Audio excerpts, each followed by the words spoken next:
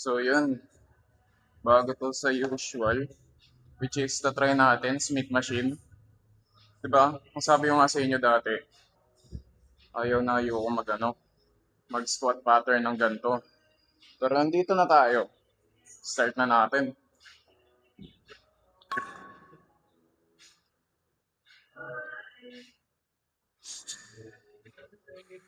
Angas na ito. Bro. Mag-warm up nga muna tayo. Tayo na ayaw ko may injury.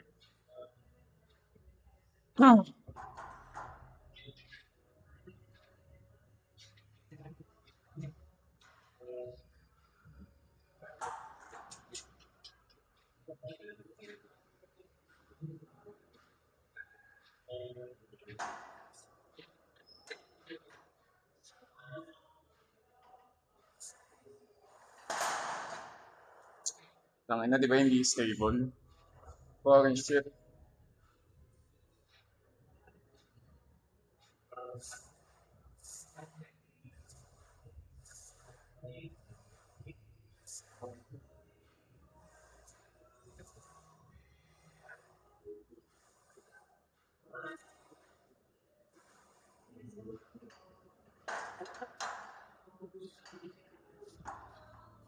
Ano ang nakakala natin ngayon?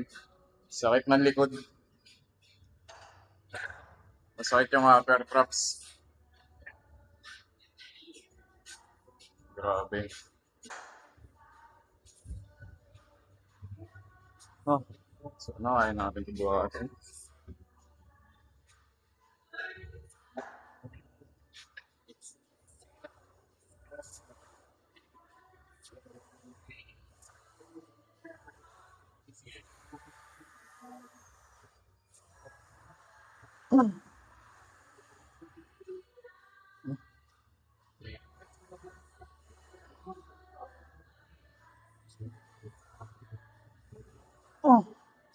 So,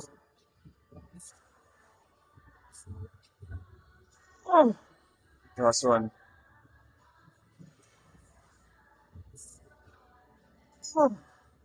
Last one na. Tapos half squat.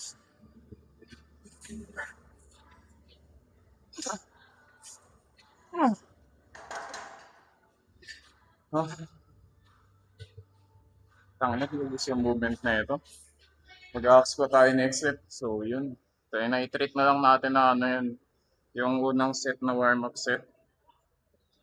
So, gagamitin natin half squat.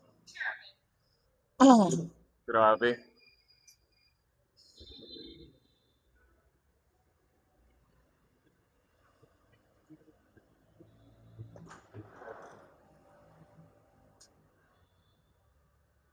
Magaan pa siya eh.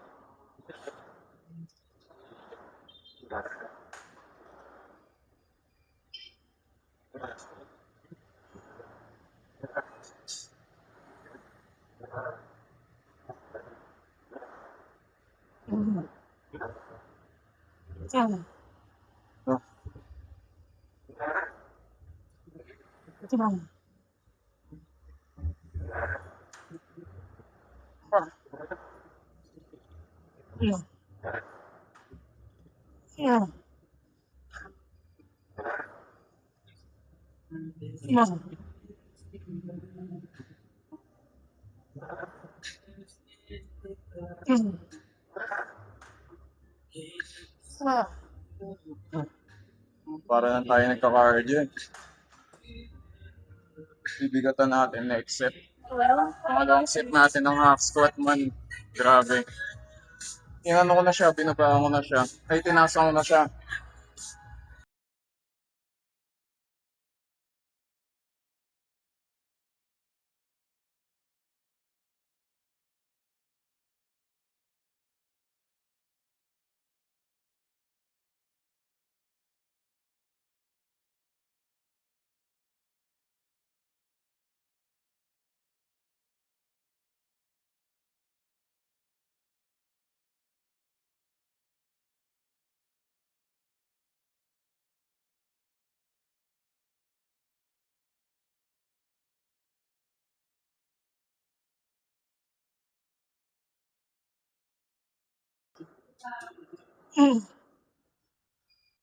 Oh,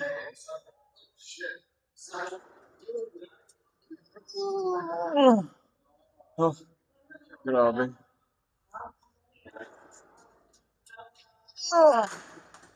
Ah, so yan. Nasabi ko na kanina, ang ganda niya sa quads. At the same time, hindi ako na-hold back sa likod. Kasi nga, di tayo sanay sa, barbell back squat. So yun, ngayon, bigatan ko na.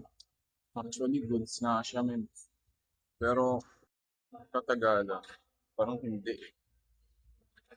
Kasi grabe. Huh.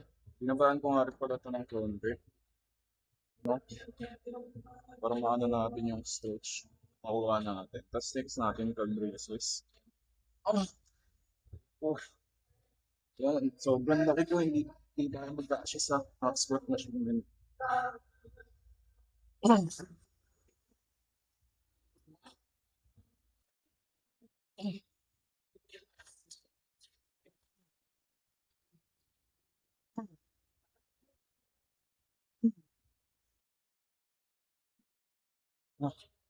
ah, ah,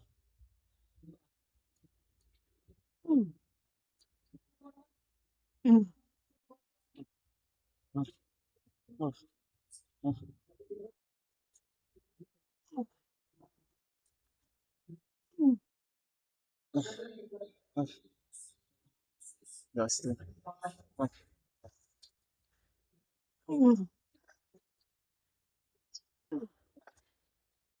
Ah, ah, oh, yun, tapos lang. Ang nagkakasobra yung quads ko. Diretso tayo sa calf raises. Oh, yun, calf raises na. Ah, grabe. Ako lang ba yung makakapansin na pag nagtitrain ng legs, sobrang exaggerated kasi kesyo masakit daw siya kinabukasan, which is hindi naman totoo. Na pag naging consistent kasi pagtitrain ng legs, hindi na siya sumasakit, no? Tsaka isa pa, yung nakita ko kay Kuya Gabby na na nag-comment na bilib ako sa progress mo, ang bagal. Which is napakamali, no? Yung mindset ng mga Pinoy na kapag nag-workout kayo is maglulus ka agad ng napakalaking weight, which is wrong kasi nagbibuild ka ng muscle habang nawawala ka ng fat. So, mawala yung fat mo, dadagdag yung muscle. So, ba't magiging ganun yung scale mo? Which is hindi naiintindihan ng ibang Pilipino, no? Dun sa comment niya. Grabe din. Tapos, yun, ridicule pa nila yung progress ng iba.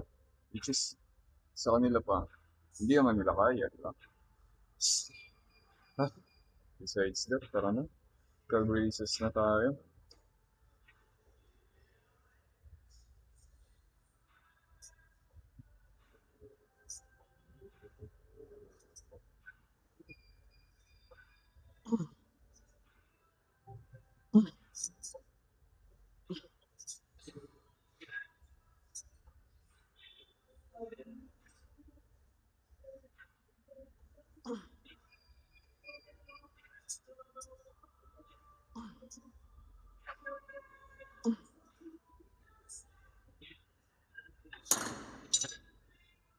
Oh, grabe, pump yung carbs ko.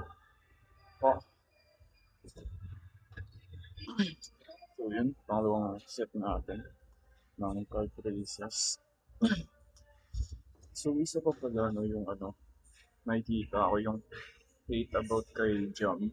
Kung kilala niyo si Jam, yun yung medyo heavy person na nasa TikTok na nagpo-post. Yung nagko-content ng mga matcha-matcha.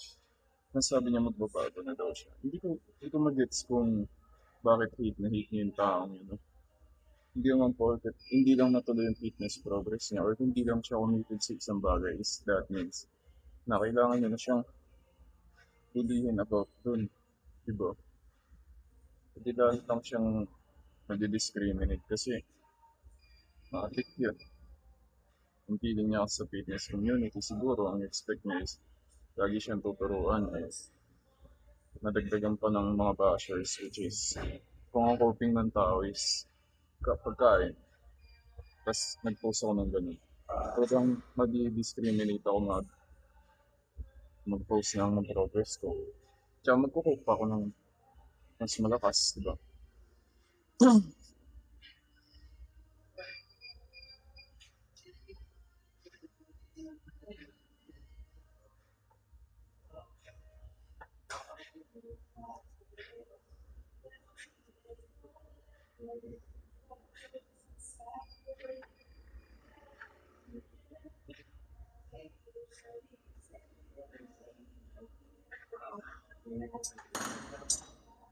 So, yun. Pag-usapan naman natin yung body recomp, no? Which is, karamihan ng Pinoy na hindi knowledgeable about dun. Ang alam lang kasi nila mostly is bulking tsaka cutting. Yung body recomp kasi, maglulus ko ng fat habang nag-gain ka ng muscle. So, bali, ang scale mo, hindi siya bababa ng sobrang bilis. Ano lang siya. Siguro mag-spike up siya ng konti, tapos bababa siya ng konti. Yun yung pinaka-purpose ng recon. Katulad ng sa akin, yun yung ginagawa ko ngayon. Kasi, nung nag-cut tayo during our fat stages, which is madaming natirang mga loose skin, which is hindi ako proud. Actually, maging proud nga ako kasi I lose a ton of weight eh. Pero, besides that, ang pangit niya na tignan yung appearance. Pero, maganda doon. Madami kang pwedeng kainin. Which is, may enjoy mo yung pagkain ng maayos. So, yun. Actually, ngayon, pag last check ko is, 17% body fat. Bababa pa nga siya ng 16 eh, kaya pala madali ang lamigin. So, besides that, na natin itong SDS.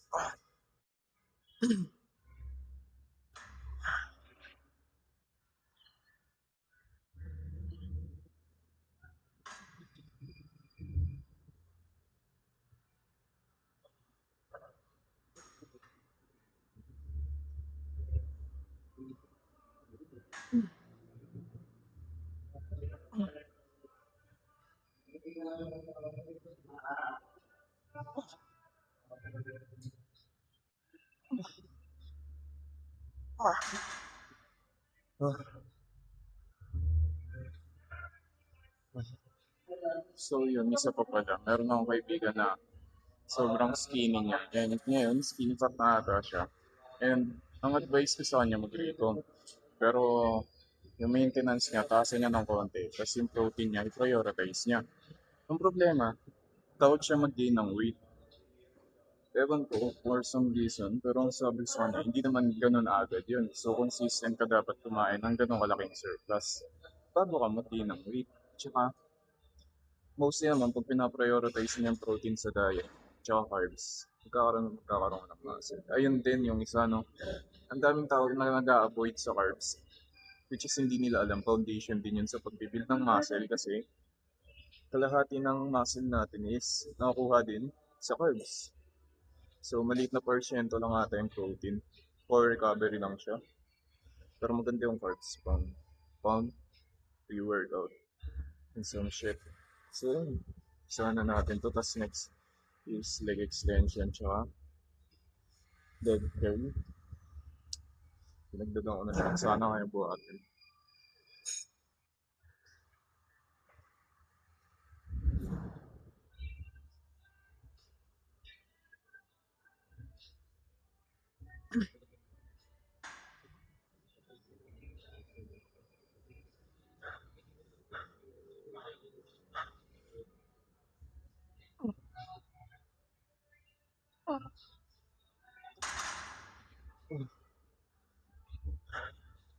Grabe. So, yun. Grabe.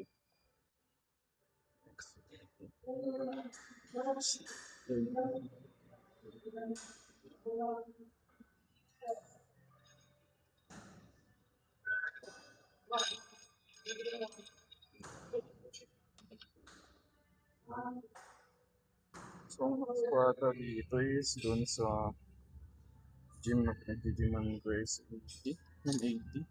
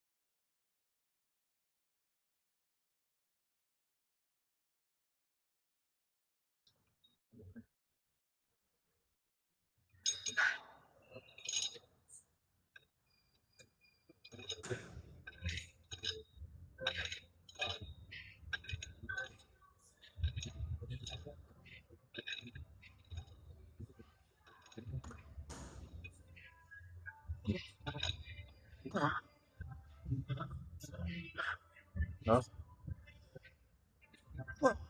Wala.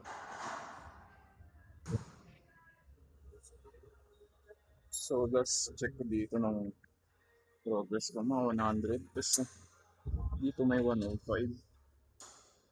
Which is maganda. Kaso, hindi ko alam kung na-adjust ko yung upuan. Mga wala.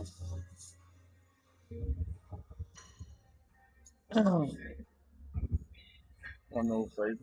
Which is close sa 100.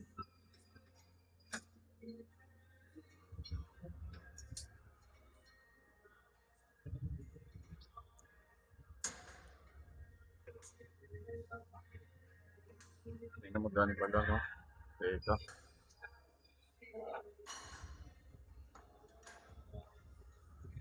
Hindi po.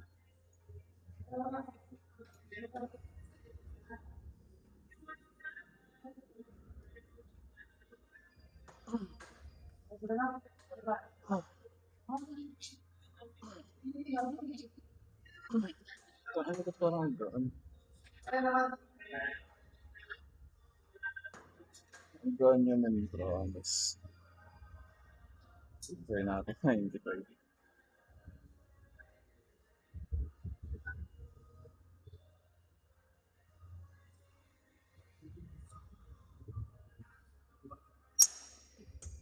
Yan.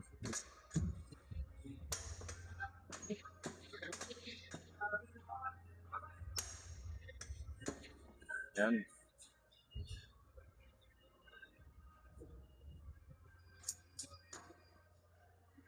Mas na ito. Pwede yung mag-tips dito man.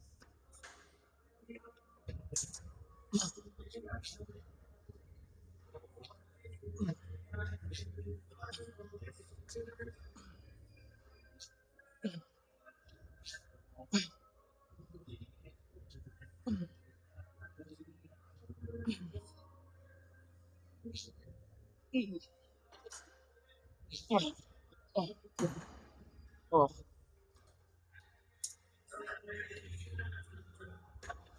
ay grabe. So yan. Last set na natin and then flex na. Pero yun, grabe no. Ganda. Ganda bumuhat dito man. Ang dami kong na-try na machine na gusto kong i-try. At the same time, nag-enjoy ako.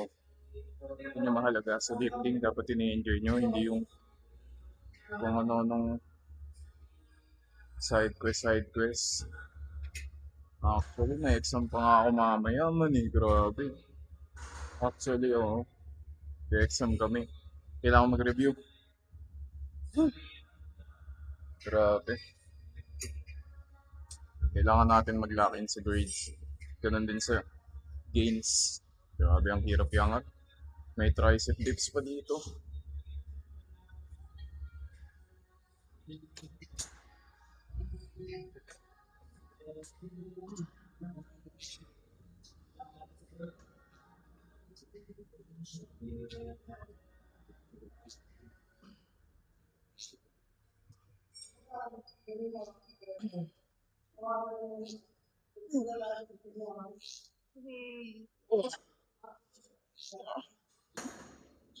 Ah,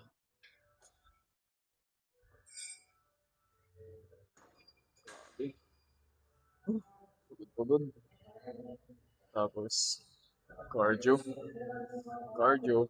Sa baba ng gym yung cardio machine nila. Wala sa bahay ah. Pero yun, flex na tayo man.